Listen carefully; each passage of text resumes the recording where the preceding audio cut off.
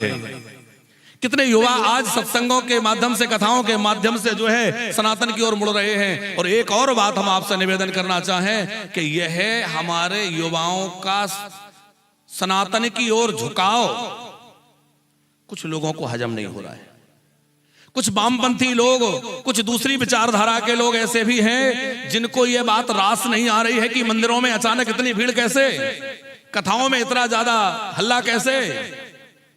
वो समझ रहे हैं कि सनातनी जाग रहे हैं और लोग जो है अब अपने धर्म के जान गए हैं और नए युवा भी अब सनातन की ओर बढ़ रहे हैं। तो उन्होंने फिर षड्यंत्र क्या किया, उन्होंने विचार किया कि अब जो है लोगों में धार्मिकता और अध्यात्मता भरने का जो काम है, ना तो गुरुकुल रहे, ना पाठशालाएं रही, ना यज्ञशालाएं रही, ना वेदशालाएं रही, तमाम उन्होंने आध्यात्मिकता के पाठ पढ़ाने वाले स्थानों को तो मिटा दिया। अब उनको सिर्फ एक नजर आ रहा है, वो है व्यासपीठ। बोले एक व्यासपीठ ऐसी है जो लोगों की दिशा को बदल रही है। अब व्यासपीठ को और यदि किसी प्रकार से लांछित कर दिया जाए, समाज को इससे दूर कर दिया जाए, अथवा किसी प्रकार से समाज को भ्रमित करके व्यासपीठ से अलग कर दिया जाए, तो लोगों को सनातन से अलग किया जा सकता है। ऐसा विधर्मियों का षड्यंत्र है।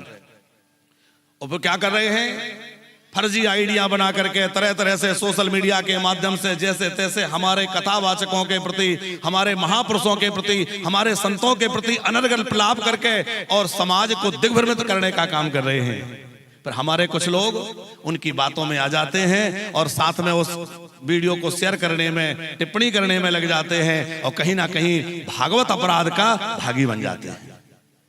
हम लोग क्या करें, हम लोग अपने धर्म गुरुओं के प्रति, अपने महापुरुषों के प्रति, आचार्यों के प्रति पूर्ण निष्ठा रख करके और व्यासपीठ के प्रति पूरी समर्पण रख करके व्यासपीठ से जुड़े रहें, तो सनातन को कोई हिला डगा नहीं सकता। क्योंकि व्यासपीठ का प्रचलन सारे विश्व में आज जो है व्यासपीठ के माध्यम से फैलाया जा रहा है। उसको मिटाने का बहुत कुलसित प्रयास हो रहा है, पर हम सबको षड्यंत्र से सावधान होने की आवश्यकता है। हम आपसे पुनः निवेदन करें, आज तक हमने किसी भी मुस्लिम समुदाय के व्यक्ति को अपने धर्मगुरु, अपने मौलवी की निंदा करते नहीं देखा, विरोध करते नहीं देखा। उनके धर्म ग्रंथों में भी कुछ विवादास्पद बातें हैं, पर उनको अपने धर्म ग्रंथों की निंदा करते, आलोचना करते नहीं देखा। पर हम लोग कैसे हो गए हैं जो अपने ही रामचरितमानस और मनुस्मृति की प्रतियों को जलाने चले जाते हैं। हम लोग कैसे हो गए हैं जो हम अपने ही धर्मगुरुओं की आलोचना और निंदा के कार्य में लग जाते हैं।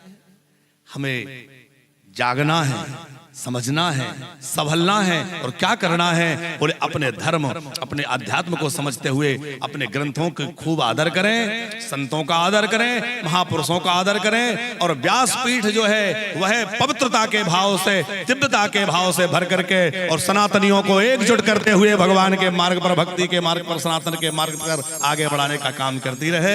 ऐसी हमारी भगवान के चरणों में प्रार्थना है। और हम तो चिरंजीव रामांश को भी यही कहते हैं कि ये व्यासपीठ, कल भी हमने बात कही थी, आज दोहरा रहे हैं, ना तो यश प्राप्ति के लिए है, ना वैभव प्राप्ति के लिए है, ये केवल और केवल भगवत प्राप्ति के लिए है। इस व्यासपीठ के माध्यम से स्वयं भी भगवान के चरणों में जुड़िए और जनमानस को भी भगवान से जोड़िए।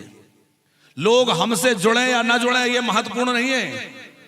कथा के माध्यम से लोग हमसे जुड़ें या न जुड़ें, लेकिन लोग कथा सुन करके राधा रमण के चरणों में जुड़ जाएं, भगवान से जुड़ जाएं, हमारी कथा सफल और सार्थक हो जाएगी।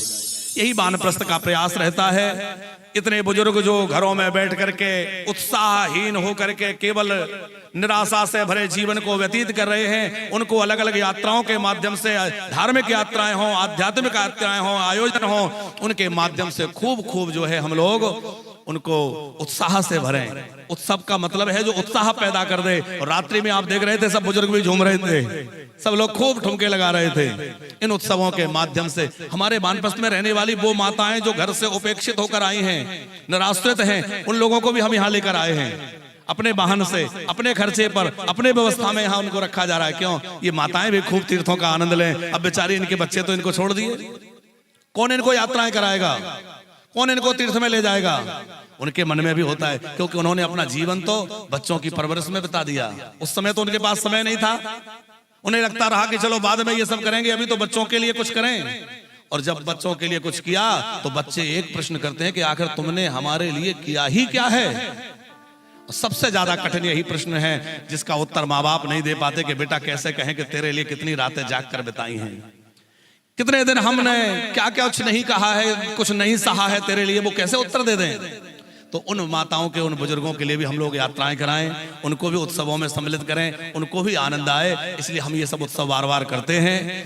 और कल कोई कह रहा था महाराज जी अब क्या है व्यवस्था, तो रात्रि में भी हमने घोषणा की थी। और जैसा कि कुछ दिन पहले भी हम लोगों ने श्रीलंका में रामकथा की यात्रा की, तो वहां श्रीलंका में रामकथा हुई, हमारे घर के साहब सब लोग गए थे। महाराज श्री जी तो हम और आप एक ही है, साथ में है ही। सिंगापुर में भी हमारी विदेश यात्रा रही, वहां भी क्रूज पर रामकथा का आनंद हम लोगों ने सुंदरकांड के माध्यम से लिया। और मकर संक्रांति के पावन अवसर पर आयोजित इस कार्यक्रम में पुनः हम एक नई घोषणा, एक आध्यात्मिक यात्रा की, संकीर्तन यात्रा की। आने वाले सितंबर माह में हम लोग एक आध्यात्मिक यात्रा दुबई की यात्रा करेंगे और दुबई में जाकर के भगवान की कथा का ध्वज लहराएंगे और वहां जाकर के खूब आनंद के साथ भगवत चर्चा करते हुए अपने सनातन का ध्वज विदेशों की भूमि में भी लहराएंगे। तो वो सनातन यात्रा, धर्म यात्रा, अध्यात्म यात्रा, कथा यात्रा, संकीर्तन यात्रा हम लोगों की सितंबर के माह में होने वाली है। उसमें भी जो लोग चलना चाहें अभी से मन बना लीजिए। अच्छा पहले आप लोग बताइए आपको इसमें आनंद आ रहा है कि नहीं, और चाहते हैं कि ऐसा आनंद आता रहे तो आप महाराज श्री जी का हौसला बढ़ाते रहिए, हम लोगों के साथ जुड़े रहिए और इसी प्रकार लगे रहिए, तो फिर जो है आनंद लेते रहें। बोलो वृंदावन बिहारी।